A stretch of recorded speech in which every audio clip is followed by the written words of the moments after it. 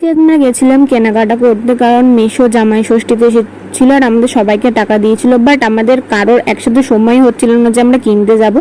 তাই জন্য একদিন সময় হলো, তাও সবাই আসতে পারেনি, কিন্তু অনেক লেট হয়ে যাচ্ছিল আর কেনাই হচ্ছিল না। তাই আমরা ভাবলাম যে কজন যাচ্ছি যাই, বাকিগুলো আমরা কিনে নিয়ে আসবো। তো তার জন্য আমি, মা, মানি, পচা আমরা 4 জন গেছিলাম।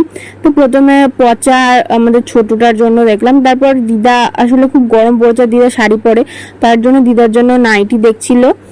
কিন্তু দিদাকে জোর করা হয়েছে, বা দিদা বলেছে তো পড়বে, এবার আদৌ পড়বে কিনা জানি না, কারণ অনেকবার এরকম বলা হয়েছে, বাট পড়তেই চায় না।